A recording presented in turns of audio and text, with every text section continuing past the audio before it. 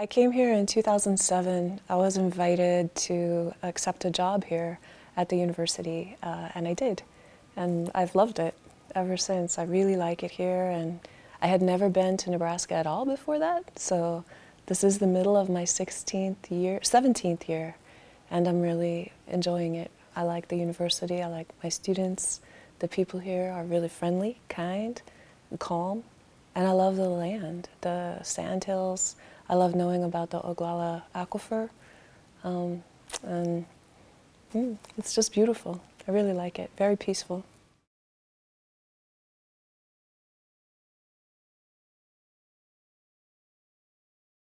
I grew up in Miami and England and West Virginia. And when I graduated from high school in West Virginia, I went to Texas to go to college, and I attended Trinity University in San Antonio. My major was English, and then I went to Texas A&M University for my master's degree and my PhD, also both in English. And I just always loved to read, and it seemed to be the only thing I was good at. I wasn't very good as a waitress, and I thought, well, this is something I enjoy, and I was very nervous to become a teacher. I have, like some social anxiety, public speaking anxiety, so it was hard.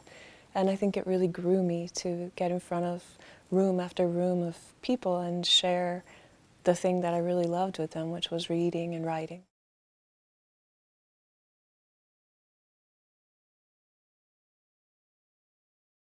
I think it's been a tremendous stabilizing force in my life. As I said, really loved being here. And it's an interesting place. It's a subtle place. I haven't set any of my books here. I tend to write about places that are far away from where I am. It's a source of escape, right? So no matter where I am, I write about somewhere else. So like the two books that we were talking about earlier, set in New Orleans, I wrote those here, and a book set in West Virginia, and most recently a book set in Key West.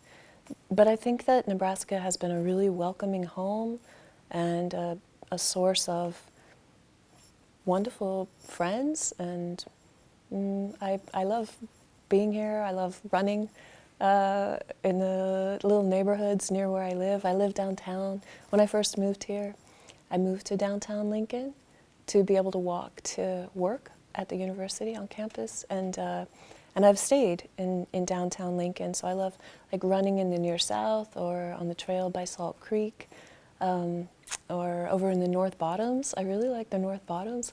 I find the different little neighborhoods that I can get to on foot to be very fascinating and enchanting. I like the architecture, and I like the histories that are not always so immediately visible on the surface.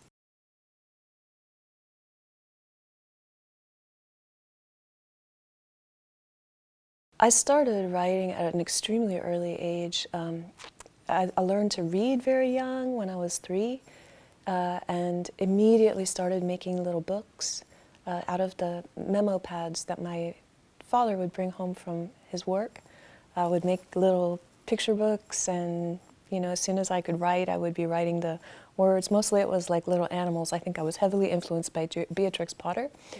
So I wrote little books about animals and their adventures, and I was always writing in my mind. So if we would drive somewhere or go on a longish car trip, I would, sit in the back and close my eyes and see movies that my imagination was making up. And then when we got somewhere, I would try to write them down. And so always from a very early age, to me, it seemed like the natural complement to reading, which I adored.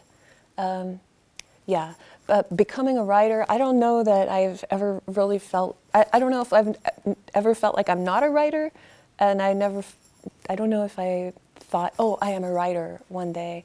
I think probably when my first story was published in a national journal when I was in graduate school, when I was a master's student, I was like, oh, okay, well, people like reading it too then, that's nice.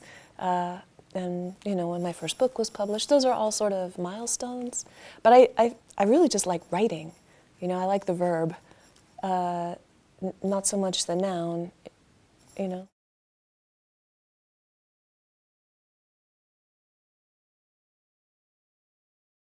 The most significant person in my writing life is Catherine Mansfield. She was a New Zealand author. She was a modernist writer, and I was supposed to be diagramming sentences in my 11th grade English class. We were talking about public school and English teachers, and my 11th grade English teacher, she was actually the coach of the majorettes, and she didn't really care so much about English, and she would come in and she would clap like a majorette and everything, but she didn't really care what we did so far as I could tell, and I really hated diagramming sentences, so I would whip through it really fast.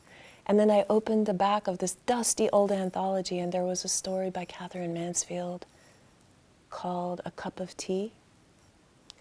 And very simple, but I started reading, and I couldn't stop. And when I got to the devastating last line, I was like, oh, literature can do this?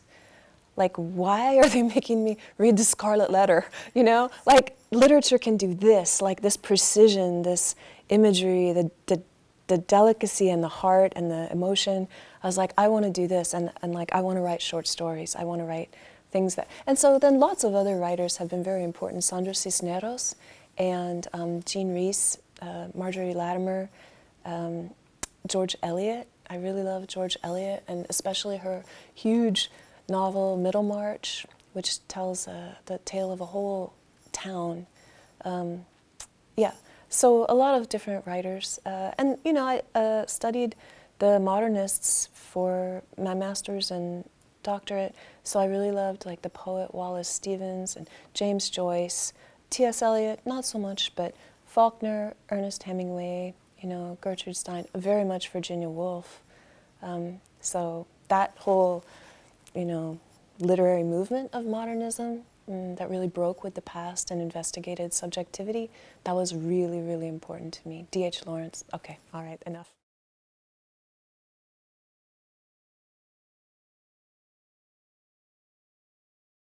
Passion for the material. One Brilliant Flame is about a moment in history that's been almost entirely forgotten or even erased. It was something I never knew about growing up, even though it's my own family's long history. So the book is set in Key West in 1886, which is when the Great Fire of Key West occurred. So this was a huge conflagration that burned the city to the ground. In 18 cigar factories, over 600 homes. It was completely devastating, and Key West at that moment was, I think, the most prosperous city in the whole state of Florida. And Miami didn't really even exist yet. It was a bustling cigar town, and it had actually an incredible political importance at the time, which was that it served as the rebel base for the anti-colonial Cuban insurgents who were fighting in Cuba to expel Spain. So Cuba was still ruled by Spain at that moment in 1886. And for 30 years, the island of Key West, 90 miles away, so a pretty easy journey by ship, served as this off-site rebel base where the cigar workers and all the other Cubans in Key West, and it was like over 50% Cuban at that time, they would raise funds and gather munitions to send soldiers and so on to fight in the war in Cuba. And I didn't know this. My own great-great-grandmother, widowed, came with her children to Key West in 1869, and her oldest son wrote an eyewitness account of those years. And it was fascinating. Like, there were assassinations, there were duels in the street, and as a young boy, like I think he was 9 when they landed, he just grew up in this rebel political community and took notes, you know? And in his old age, he wrote a memoir about it. And when my father died in 2002, under very sad circumstances, I found this eyewitness account among his effects. And also I found my grandfather's book of poetry among his effects as well, both in Spanish. And at that time I was devastated. It was a suicide, and we were all in shock and very devastated, and so I didn't do too much with them, and I didn't know the larger political context at all. I think if you ask 20 people on the street, they'll have heard of the Spanish-American War, but not any of this history of Key West. And even the title, Spanish-American War, which is how it's been remembered in history, erases the Cuban presence, right from out of the name. So in 2019, I went to a National Endowment for the Humanities month-long research institute in Tampa that was specifically focused on the Florida tobacco towns, the cigar towns at that period, Key West and Tampa. And so I learned so much about it. Now it's like, when I learned that there had been this fire, all of a sudden my crime writers' ears pricked up because they suspected arson at the time. They thought it was either the Spaniards coming to try to wipe out the rebel base, or they thought that it was anti-labor, an anti-labor attempt to wipe out the workers who were always striking for better labor conditions in the factories. They were very bold. So either way, they thought it was arson, but they could never prove it. So when I wrote, I thought, how can I bring a large audience, as large as possible, to this unknown chapter of history, or largely unknown? And so I thought, I will make it a crime novel. And that's what inspired me to write it. I wanted to bring it back to life because, none of my cousins, my brother and I, we didn't know about this history at all, but it's our history, right? In no college class, never was this history of Key West included. And my family lived there for 100 years. And we had no access to understanding the political and economic past that we came from.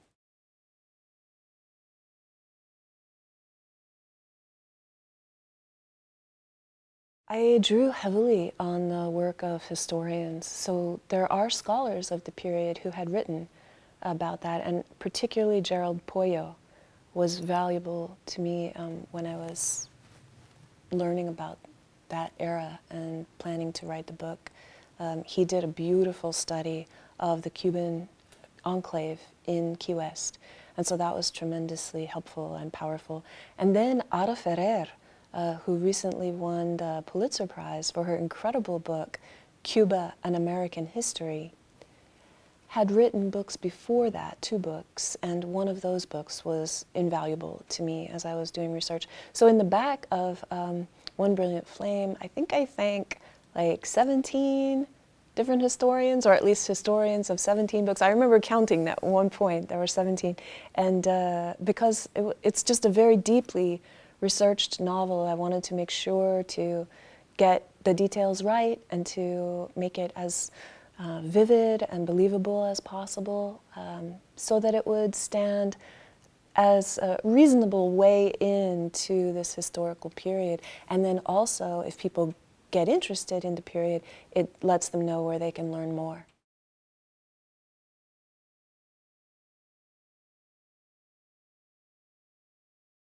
It had a tremendous impact on me personally. It was deeply moving. Of course, it was revelatory, it was illuminating, but it was really it was excavating a lost past. And so it was very deeply meaningful. I really didn't know any of it. So it was exciting, and now being able to share it with my brother, with his son, with my son, it gives us a sense of continuity with our ancestors and what they experienced and what they did. I mean, they really made a little mark on history, Caribbean history, Latinx history, United States history. So it was very meaningful in that way. And when I launched this book, the launch happened in Key West in the San Carlos Institute, which is on the first page of the book, right? It's right at the beginning of the novel. Zenaida and her mother are going to the San Carlos Institute, which was the hub of Cuban social and political life in Key West. And to actually get on the stage where the characters are in the book, like they have the bolita balls and they're tossing those, and like to be on that stage and to read to a largely, well, at least partially Cuban American audience in Key West with the flag of Cuba, like this was so trippy and surreal.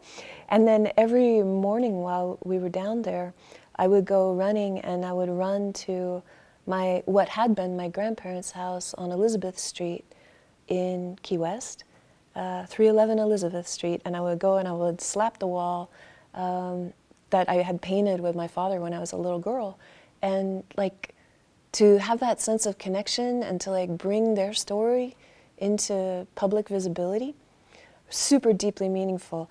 And when I was at that Tampa Research Institute, I met a scholar of Galician Cuban literature from that period, and their name is Rai Johnson, and they are a professor at IU now, Indiana University in Bloomington.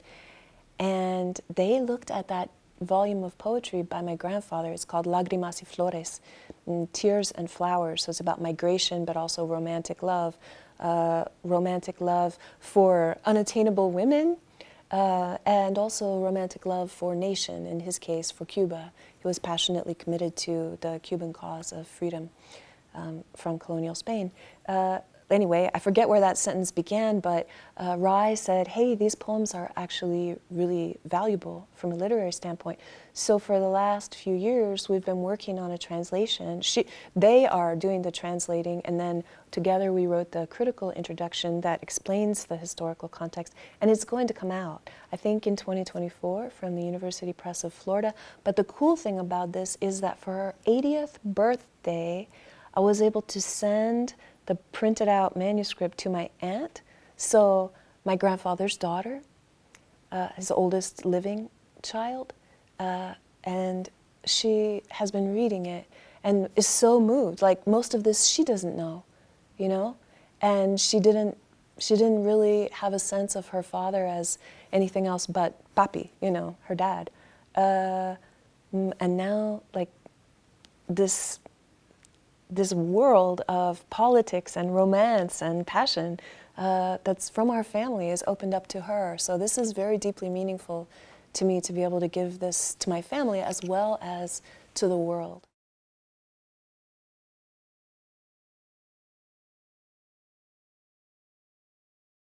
I should start by saying that I really love to write, that it's a pleasure, it's a joy. When I start to write, I do slip into that state that people call flow, and I do lose track of time. It's sometimes painful to have to wrench myself out of the notebook and go, you know, do my job or do anything else. I really do adore it. And so in terms of how I work best, I work best with unfettered time. And that can be at any time of day or night. When my son was little, I would write at night after he was asleep. When I was writing the 2 New Orleans books, I would wake up every morning knowing I wrote a little outline for myself to have a sense of where I was going, because those are, they're crime novels, so you kind of have to know the end and know how to get there. So I would read the little outline, like what has to happen in the next chapter before I would go to sleep. It was on my nightstand. And then in the morning, I would wake up, and before I did anything else, definitely not checking email or my phone or anything, I would write the chapter, just like straight out of the dream state into the chapter. Often I would dream about what needed to happen, so I would get whole scenes and then just write them down like taking dictation. This was a tremendous pleasure. I loved this. And I did this during the summer. I really do think that the great gift of being a teacher or a university professor is that you have summers not entirely off because you're expected to produce, but you don't have to be like getting dressed up and going in and talking to people. So I would write the chapter and then get up and start my day. And when I had the whole book written longhand, then I would start typing it in. And that seems to be a really efficient process for me because like most of us, I am inherently a little bit lazy. So if what's written in the notebook is not so great, I don't type it up, because why bother to do that work? So I end up editing right at that moment. And so it's really my second draft. By the time it becomes a document in a computer, it's my second draft, and then I print it all out and then edit on the hard copy. I can see it better than scrolling up and down on the computer. It makes it more real, and then I become more critical. And I try to give myself a lot of time before I look back at a draft so that I can get like this sort of cool, neutral distance from it, and I can be more ruthless, cutting away the things that really don't work that well.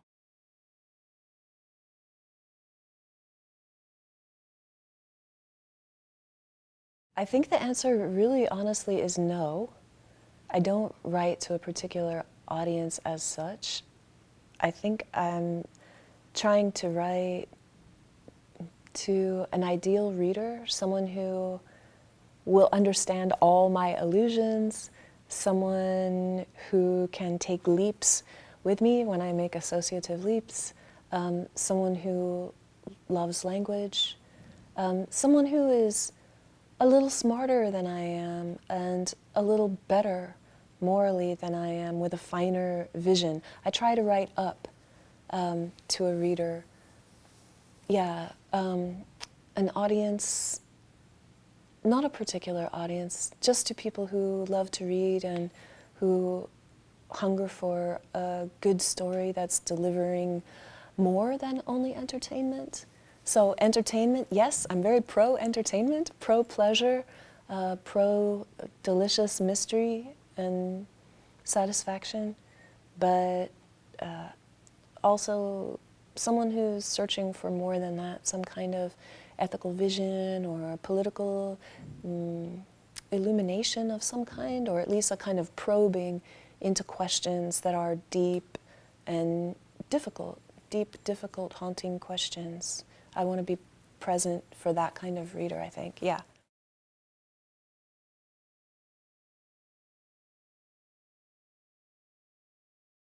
Definitely. And I would disarticulate those two things. If there's an individual who wants to write, then my encouragement would be to write as often as you possibly can, to let your work cool off and then reread it later when you can be cool and neutral and distant as much as possible, and then like make changes and revisions and keep making it better, making it stronger. And actually, this would also help the individual who wants to be published, right? And then, of course, reading into your own passion, for the voice on the page. Like, if you, like the way that I was talking about discovering Catherine Mansfield's voice on the page. So, okay, read everything by Catherine Mansfield then, and then who did she read, and who were her, peers that were influencing her. Read them, right? And sort of follow your own ear. Follow your own ear and your own hunger into those works that have been written that you can learn from, and just absorb them, just eat them up, and let them become part of you. And then in terms of getting published, there's all kinds of advice online about how to get published in various venues. So I think just doing your research in that regard would be the thing to do. And then, of course, there are now courses that you can take in college and high school that help you strengthen your work, and in college and graduate school, and there are summer workshops. Seems like they're everywhere. So you could search for like creative writing workshop, and sometimes at those workshops you can meet agents, editors, and really experienced teachers who can give you advice about how you might make your work even more publishable, and then where to send it, how to write a cover letter to send it with, how to use Submittable, which is an online portal for submitting literary work to all kinds of journals and magazines and presses too. So Yeah, there's a lot of information out there. So I would just encourage people to read what they love, to do their research, and then write, and don't be intimidated. Just plunge in.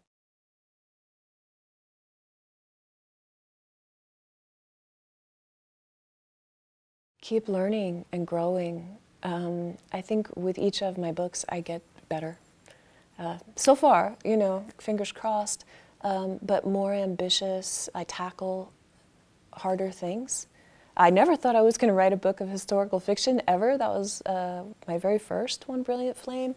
And to say, oh, I'm going to tackle this period of history that I don't really know about, and then nobody knows about except a few scholars, and then I'm going to bring it to life. And that's very ambitious, and it's a polyphonic novel, so multiple voices, first-person narrators, 6 of them, 3 young men and 3 young women, all involved in that. That was, that's Faulknerian, or Louise Erdrich has beautiful books that are told from different perspectives, first person. Not an uncommon thing to do, but for me, new and a challenge, rather than a whole book in first person with one narrator and protagonist.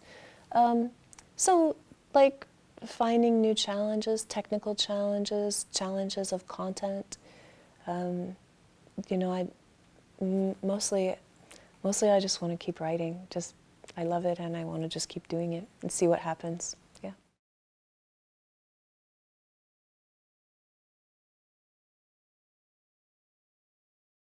Thank you. Yes, I do have something new in the works. It's a collection of short stories. It would be my second collection of short stories, and as I mentioned, short stories are my favorite form, really. I think they're the most beautiful, perfect, gem-like form. And I'm working on that. Some of them have been published, and I think they're going to all be about women at pivotal moments in their lives who choose to do the very unexpected and maybe even transgressive, and then figuring all that out in a story form is what I'm doing with that collection. And then I have another novel that I'm thinking about, but that's next. Yeah.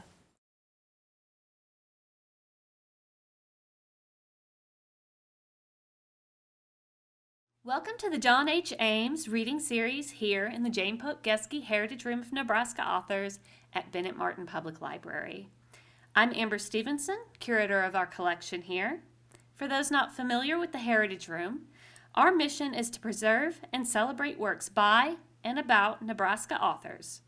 It's supported by the Nebraska Literary Heritage Association and the Foundation for Lincoln City Libraries.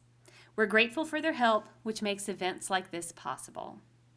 The Ames Reading Series gives Nebraska authors the opportunity to share their works with our community, and this is the 228th program since its beginning in 1985.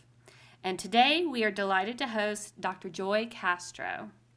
Joy is the award-winning author of One Brilliant Flame, a historical novel of 19th century Key West, Flight Risk, a finalist for the 2022 International Thriller Award, the post-Katrina New Orleans literary thrillers Hell or High Water, which received the Nebraska Book Award, and Nearer Home, which has been published in France by Guimard's historic Série Noire, the story collection How Winter Began, the memoir The Truth Book, and the essay collection Island of Bones, which received the International Latino Book Award.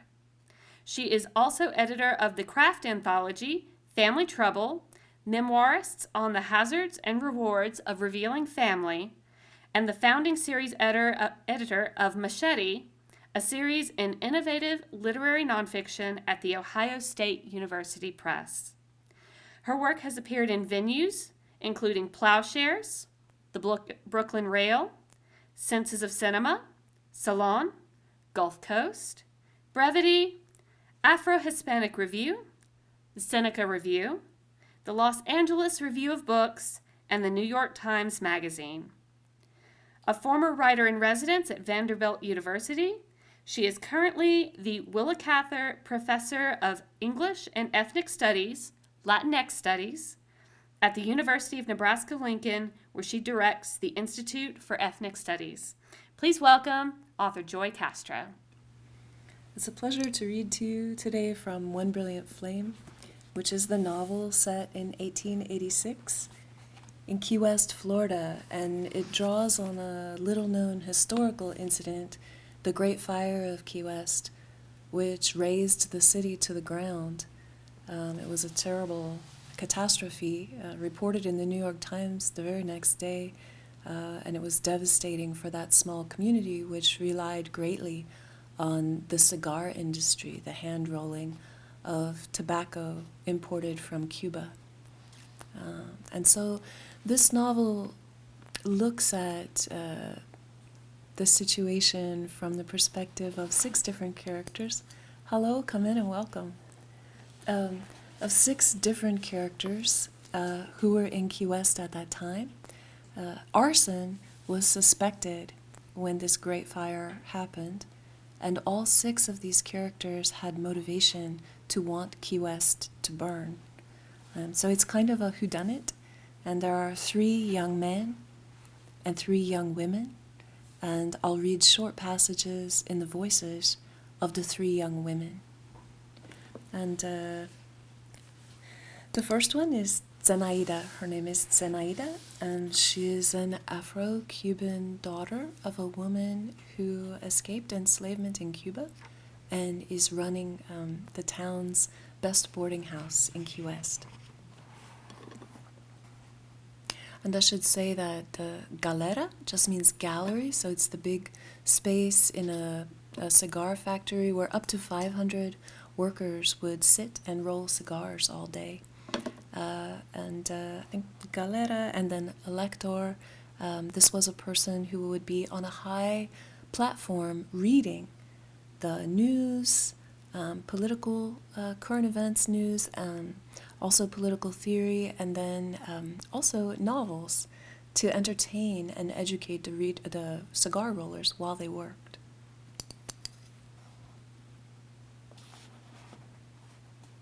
And Zenaida, if it matters, is a 15-year-old girl.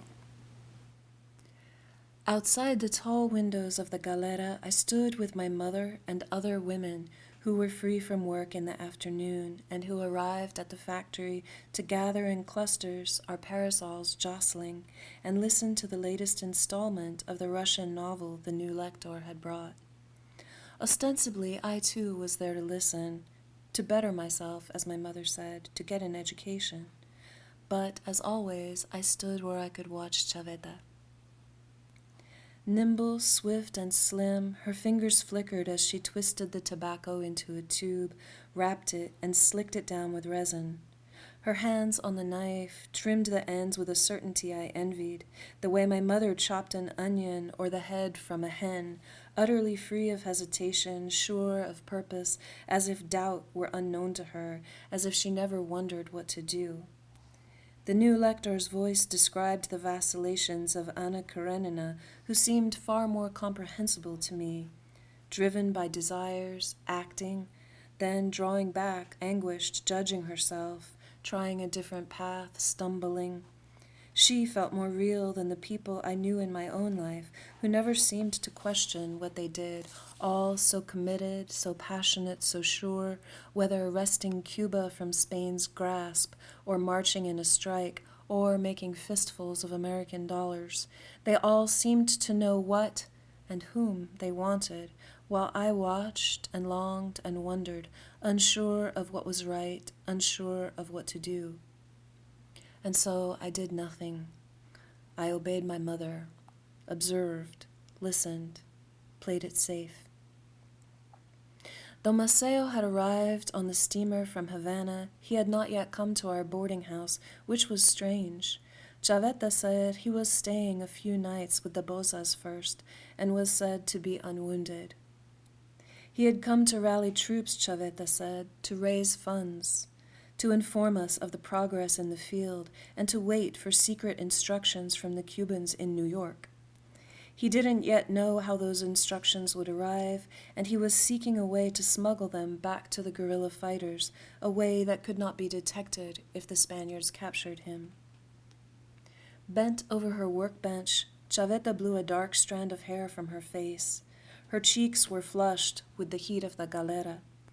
Outside, a breeze cooled us, and the shade of my pale yellow parasol shielded me from the sun, but still it was hot, and the full feeling from the good food at lunch made me drowsy.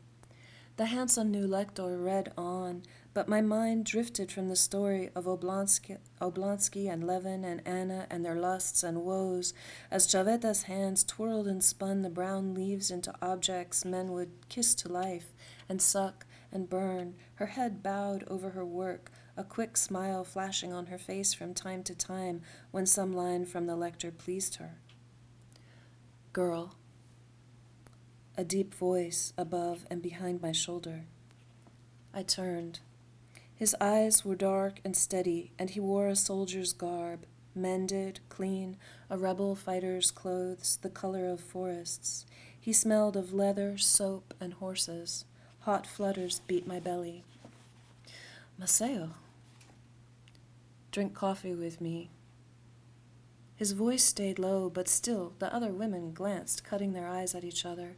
My mother's face was very still, but for a tiny twitching at the corner of her mouth. No, I said. I'm listening to this. You're listening to fiction, he said. His dismissive smile was faint. I'll tell you something real. My mother looked at me, her eyebrows arching so high they nearly hit her blue head wrap. Leave me alone, I said. I'm busy. I'll call on you this evening. I shrugged. Do what you like. His breath stroked the nape of my neck, and my hairs quivered, electric. Always, he said. Without turning to stare, I knew everything about Maceo by heart. His skin smooth and fine and easy to covet like polished teak, touchable, sleek, it sloped up over his cheekbones which my fingertips hungered to trace. His brown-pink mouth was candy, ripe fruit, obscene and sweet, as if his lips were plump with juice. In comparison, I felt my own ugliness, all my features just slightly shy of perfect harmony, just close enough to beauty to fool others, but madden me when I prodded them with my fingers in the looking-glass. I had studied him for hours while he slept in the sickbed at my mother's boarding house, fevered from his bullet wound. I stood stock still, letting the moments pass, staring hard at the lector on his high platform to keep from swaying. As if he could feel my gaze, the lector read a sentence directly to me, his eyes on mine, but the sense of it did not penetrate my mind. Chaveta pounded her knife on the table in approval.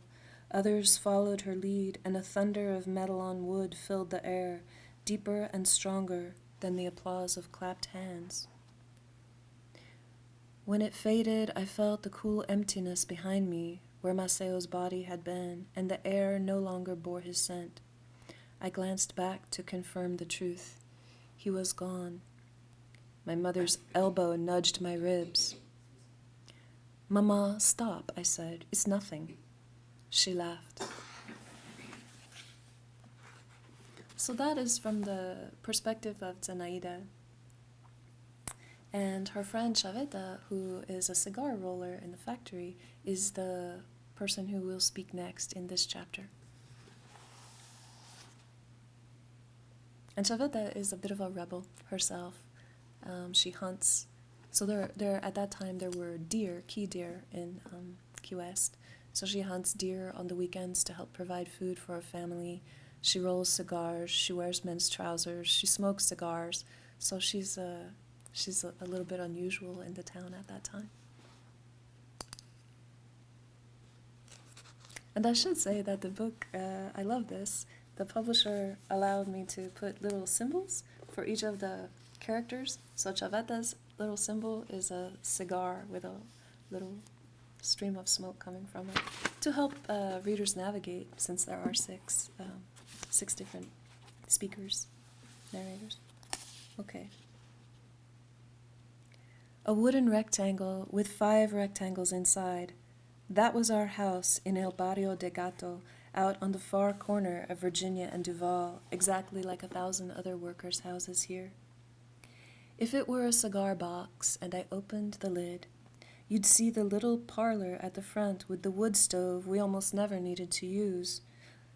My mother was proud of the bright-flowered cotton curtains she'd sewn from sacks. They hung at all 3 windows.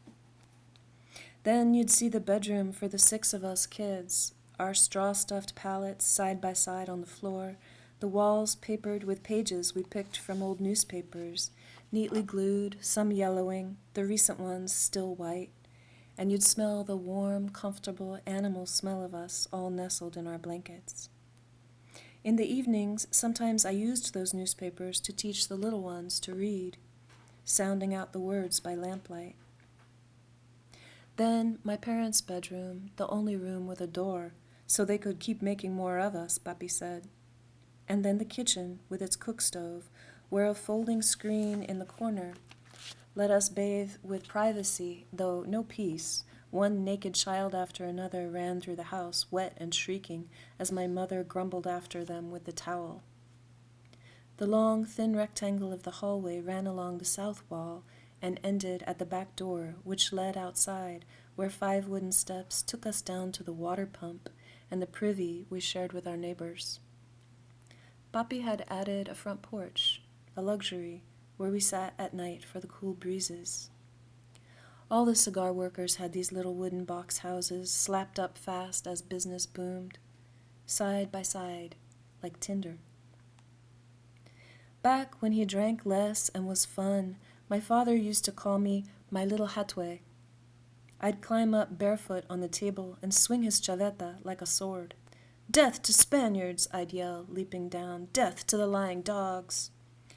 My mother didn't care for my games or for the nickname my father had given me, the name of a warrior chief who fought the conquistadors and was burned at a stake. So that name died. Chaveta stuck. My father said I had Taino in me from his blood and Arawak from my mother's, that while the Spaniards claimed they had expunged all Indio blood from the island, that was a Spanish lie. Arawaks were fiercer, my father said, which is why it was so hard for him, a peace-loving man, to wrangle my mother like a wild horse that wouldn't be broken. I laughed. "What do you know of horses?" "Exactly nothing," he rolled his eyes, "which is why it took me so long to tame your mother." No one would tame me. No one. So that is the second of the 3 girls who form the key triangle in the book. Friends, good friends, but maybe with a tinge of frenemy there too, as we would say today. And the third friend, Sophia, is from a very different class and racial background. So her symbol is a fan, and her parents actually still own plantations back on the island of Cuba. A lot of people don't know this, but in 1886, enslavement was still legal in Cuba, and so that's one of the political issues that's fomenting here, as well as the anti-colonial struggle against Spain for the Cubans who wanted a free and independent nation. So Sophia's father also owns the cigar factory in which Chaveta works.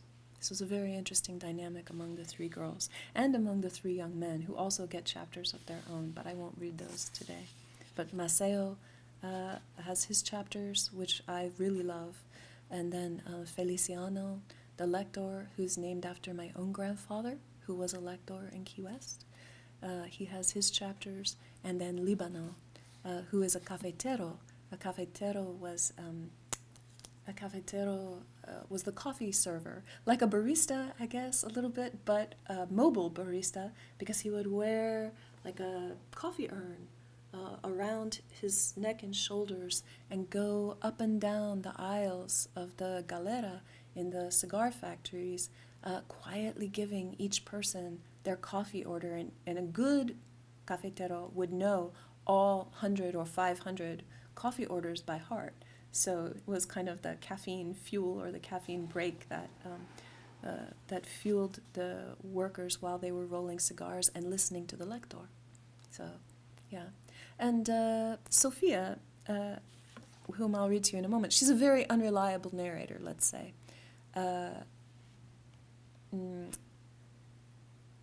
One of the things I was interested in doing as a challenge for myself in writing this book was to create a genuine female sadist in literature. I had not come across a sadist in literature. Definitely female masochists and also female dominatrices who would act in a sadistic way to fulfill the desires of masochistic men. I had run across this, but we see all these male psychopaths, sociopaths, sadists all the time, on TV and crime shows and stuff, really. But I thought, it would be a very interesting challenge to try to write from the first-person perspective of a young woman who is genuinely a sadist, that is, somebody who derives a kind of pleasure, even erotic pleasure, from causing or witnessing pain to others. This was really a big challenge, but I'm hoping that I pulled it off, and I'll read you a little chapter of that. I'm just explaining all that so you don't think, this is depicted as a good person. Okay, all right. So, Sophia. At dusk, I sat sewing on the veranda. The sprawl of purple bougainvillea screened me from the street, and a small kerosene lamp lit my work. It was a decidedly romantic setting. My mother was off visiting her pious Catholic friends, my father was dining at the Hotel Russell with business associates, and my grandmother was upstairs in bed, no doubt already half intoxicated on her sherry and reading old Cuban romances. Even the maids had the evening off. Señorita, a young man mounted the steps. It was the cafetero, the one people called a fool. I have a message for your father, he said, from my boss at the coffee roastery. No one else was about. I studied him in the lamplight. His eyes were dark and beautiful, his black hair thick. The muscles of his arms bulged nicely, threaded with thick veins. Come, I said. Sit here. I patted the cushions next to me on the settee. He hesitated, twisting his cap in his hands. Oh, I couldn't miss. No, really, do, I said. You must. He sat. I could hear his breath. I embroidered, pulling turquoise floss through the damask again and again in precise and tiny stitches.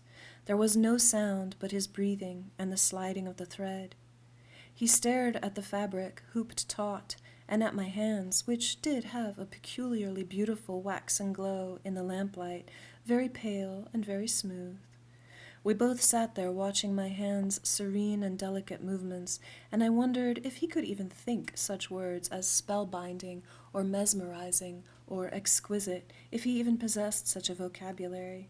He probably couldn't compliment me properly if he tried. He'd likely manage only beautiful or pretty. How dull it would be, such a courtship, which was why I supposed peasants simply didn't court ladies. Only knights, and even precious few of them, could make up sonnets on the spot. The cafetero said nothing. Paucity of vocabulary aside, he should have at least tried, but he simply sat there. This irritated me. I saw, though, that his hand had dropped between our two laps and lay very near my thigh. But it didn't move closer. It didn't dare. He said nothing. I glanced up at his face. He was no longer staring at my exquisite hands with their serene and waxen glow, but at my throat and décolletage, which was, if I remembered correctly, quite prettily arranged and edged with golden lace, though I had been expecting no particular company. His dark eyes rose to mine, and they were sweet and hungry. I looked down at that hand, brown and rough, against our green silk settee, and my needle moved through the air quite slowly and deliberately. Its sharp steel tip came to rest lightly upon his flesh, and then pressed. It pushed in just a little. The cafetero gasped. A red pearl of blood welled. I met his eyes, which were confused and pained and utterly humble, and a strange, delicious heat tugged low in my belly. The air smelled different, an unexpected kind of hot, burnt scent, like winter lightning. My legs shifted inside my skirt. I pulled away the needle. My eyes locked on his, and I lifted his great paw and leaned over it. My tongue lapped away the blood. He gasped again. Another smaller pearl squeezed slowly out and sat there, red on his skin. I licked it off. He stared at me with his full lips parted, his eyes still hurt and wondering, as obedient as a hound's. I set his hand on the place in his lap that had been stirring, and he groaned. With men, the best way was to exit quickly and mysteriously, leaving them wanting and confused. So I did. Yeah. So that's a little sampling of One Brilliant Flame. And I loved writing this novel, and I really love getting to share it with you today. And I hope that it brings back to a public audience this really fascinating moment in U.S. history, Caribbean history, Key West history, in a way that's fun, a page-turner, and interesting and exciting. So thank you very much. I will be happy to answer questions. So I missed your introduction as to who you are. I mean, are you from Cuba? Thank you so much. So, and thank you for coming. So my family got to Key West in 1869. They came from Cuba in the midst of the 10 Years' War, which was the first of three wars, revolutionary wars of Cuba against Spain, which was still colonizing the country of Cuba. And this period of rebellion and fighting lasted for 30 years in Cuba, trying to expel colonial Spain. And Key West was an offshore rebel base for the insurgency. And that's where my great-great-grandmother moved when she was widowed. She took her young children to Key West. And my great-grandfather wrote an eyewitness account of that whole period. And we found that eyewitness account. He called it Mis Recuerdos, my memories, my memoirs. And also a book of poetry by my grandfather. They were printers in Key West. They did like pretty much all the Spanish language printing for the island. When I was a little child, the printing press was still running in Key West, and my father worked in the press. My uncle worked in the press, and my father was the first person to leave. So he left in the 1950s to go all the way to Miami. Which is where I was born, in the 60s. So about 100 years after they had first come to Key West from Cuba, yeah. So these relatives are on your father's side? Yes, Okay. yes. So you are a part Arawak? That's a Native American. Some of this is fiction. Oh. Okay. Yes, absolutely. Oh, it's a fiction. It's a novel. Okay. It's a historical novel because I got so fascinated with the period and the fact that I had never learned this in any history course ever growing up. Never, nothing.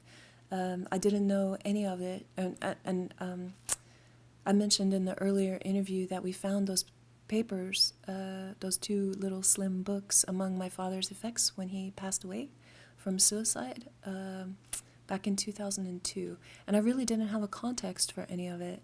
I didn't understand what they meant, what they were, what they signified, and I didn't learn about it until 2019 when I really plunged into research thanks to a really fantastic National Endowment for the Humanities Research Institute at the University of Tampa, where I went for a month.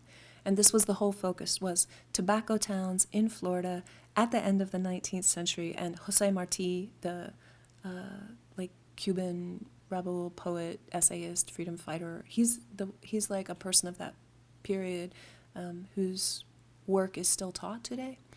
But a lot of people don't know anything about the Great Fire of Key West, which really did happen in 1886. So I was really interested in trying to look at a cross-section of the main different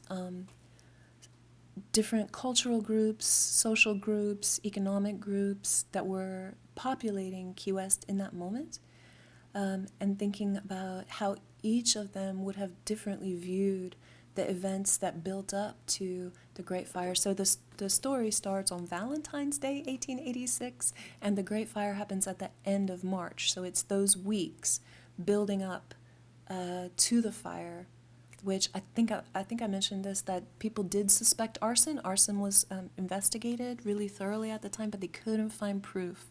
It was a very suspicious circumstance, and they thought maybe it was like a Spaniard arsonist who had set the city aflame so that the rebel base would be destroyed. And they also thought that maybe it was one of the cigar factory owners trying to break the back of the labor movement there, which was very strong. There were strikes all the time because the labor pool, like on a little island, was very needed. So if people went on strike, they had a lot of power.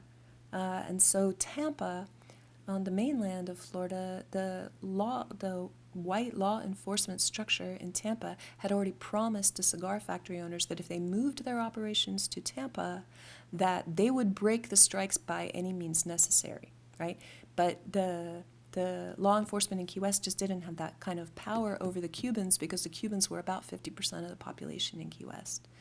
Yeah, and some of the cigar factories were actually owned by Cubans, as is the case for Sofia. Like rich, white, Spanish, European Cubans did own some of those cigar factories at that time.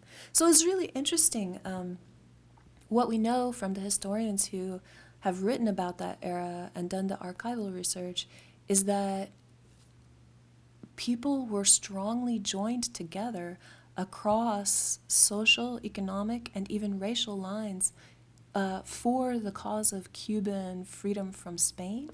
And the San Carlos Institute, which on the first page of the novel is where Zenaida and her mother go, and still stands today, a new building. They built it again after the fire. This was a gathering place for Cubans from all different walks of life, men and women. They had the first or one of the very first completely bilingual schools, so the students learned in Spanish and English, and completely racially integrated schools in the United States back in the late 1800s.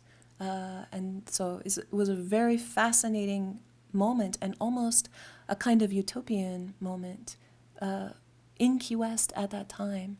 And today, people really don't know about it. So, and the politics in Florida are not that today. And so I was really interested in recovering this moment of real hope and solidarity, but with tensions, also real tensions at the same time. No utopia is without them. So I wanted to bring that world back to life and to make it a pleasure, to make it a bit of a thriller and a little sexy and so on, So people to like, people to hate, yeah. So thank you. Thanks for the question. Yeah, interesting. That's very interesting. Thank you. It was a really interesting project, a lot of research, yeah. So pardon my ignorance, but your research by reading, because you have you visited, and I say this because I've done some theater. Oh, cool. And I've had to research the character Yeah. that I have to play, but research and really studying the character. So your research to write your novel, was it just reading that material, that the original documents that you found, or have you actually gone to are they still making cigars? Yeah. So, Because it's so well written in regards to the character, detail oriented. I really appreciate that. Thank you. It's always really important to me to try, for any of the books that I've written, to try to go to the place, to be in the space. So I've spent a lot of time in Key West growing up as a child, visiting my grandparents, staying in their house there, as often as we could go back. And then as an adult, it was my very great privilege and honor to go to Cuba and to go to a tobacco farm, to see someone roll a cigar and learn that, to drink some of the little guava liquor and smoke a cigar on a Cuban tobacco farm was a really interesting experience, and talk to the guy whose family was running this small tobacco farm outside of Havana, west of Havana. And so that was an amazing like sensory experience. And then I've been into the Gato cigar factory in Key West, which is no longer an operational cigar factory, but it was the place where my grandfather worked, which was like kind of deep and special to go there. And there are like all kinds of like photographs, informational photographs on the walls and explaining what things were like. And also, if you're interested in this, in Tampa, I'm always blanking on the name of the little factory town where all the houses, somebody's gonna immediately know it, but in Tampa it's still there. It's an area of Tampa where the cigar workers moved, and all the houses were like little small houses, like the one Chaveta describes with the 5 rectangles inside a rectangle, and you can walk through it and see it, how people did live at the time, and walk down the back steps, and there was the privy, and this is very, very interesting and illuminating to me to be able to do that. I think if I keep talking long enough, I'm going to think of the name of the place, but maybe it won't come back to me. But it's very famous, so it'd be easy to find out about. So some parts of it were being in the place, some parts of the sensory images, so they weren't outside too much in those chapters, but there are passages like when Chaveta goes out to the salt ponds, which still exist. You can go there in the mangroves and on Key West, and when she hunts and so forth, like the outdoor sensual, the fish at the fish market and the fruits and so on, those memories are from childhood and growing up and fishing off the docks in Key West with my father and so on. So some of it is lived, some of it is books, some of it is primary documents, archival materials, and then some of it is going and being in the places as much as I could, and like studying what was the structure of a cigar factory, what was stored on the bottom floor, the first floor, the upstairs, who worked up there, who was really hot, right? And this was actually mostly women and children who were called strippers, funny, and they would wrap the the tobacco leaf around their hand and twist it, and this stripped the veins of the leaf right out of the matter of the leaf without damaging it. So if you were a really good one, this was great, and then you lay the leaves down. And the reason that you're gonna have to stop me, because I could really, this is such interesting stuff, it's so rich and deep.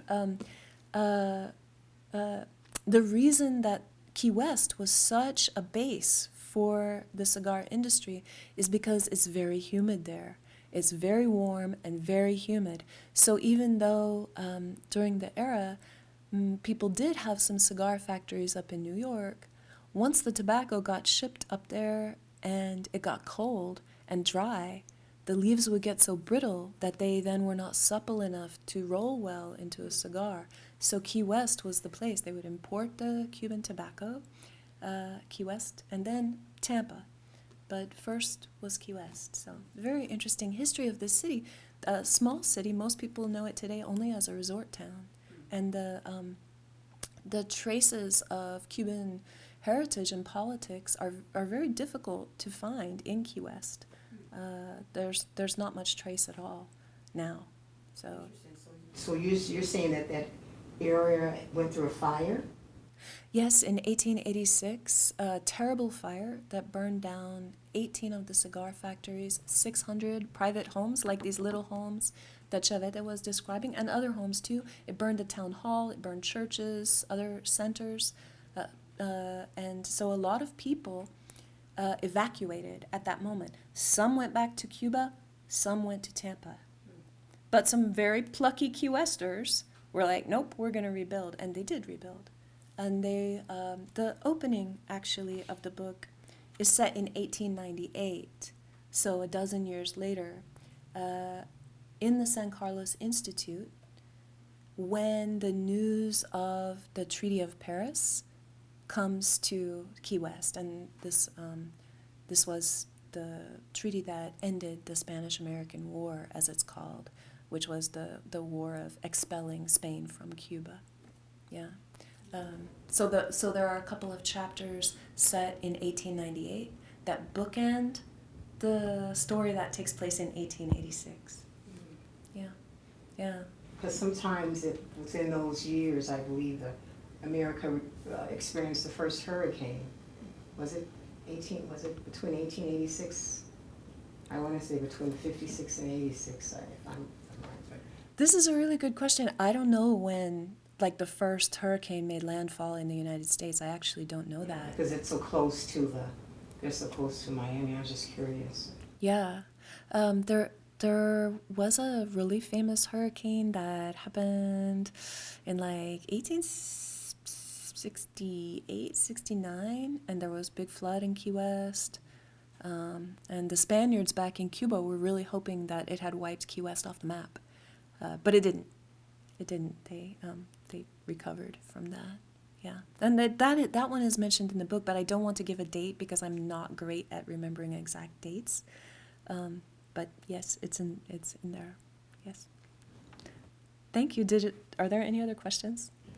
I just have one more. Yeah. At what point did you realize that there were 6 voices who had a story to tell? That's a really good question. I'm not sure exactly at what point it was in the planning for the novel, but I knew that I wanted to take the risk of speaking from a number of different subject positions, even subject positions that are not my own, because to tell this story only from one unified perspective would be to do an injustice to how incredibly complicated and diverse the Cuban community was in Key West at that time, and how class conflicts, racial conflicts, gender conflicts, they were simmering, and there were tensions around that. And so I, began research, and I thought, okay, the 3 young women came a little sooner, and then I thought about the men and who they would need to be to represent these different positions in society. There were women working in the cigar factories right alongside men, which is, again, something different, and getting paid, in many cases, the same. They didn't get the little measure of tobacco to take home with them, which the men got, because it was assumed that women didn't smoke, which was not true.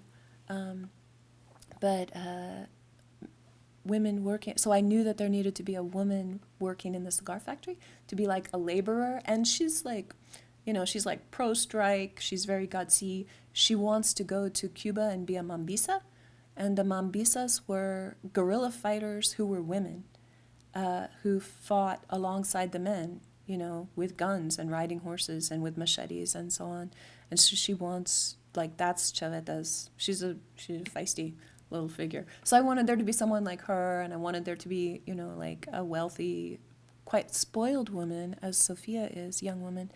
But also she has ambitions and strains against the, the gendered strictures of her time. So she's got some very unpleasant characteristics, as I mentioned, but she's also sort of a prototypical, young lean-in type of feminist. She wants to run her own business, and she doesn't understand why she's going to be confined to tea parties and waltzes and things like that, and so on and so forth. So I wanted a soldier. I wanted a lector. Who were these lectores?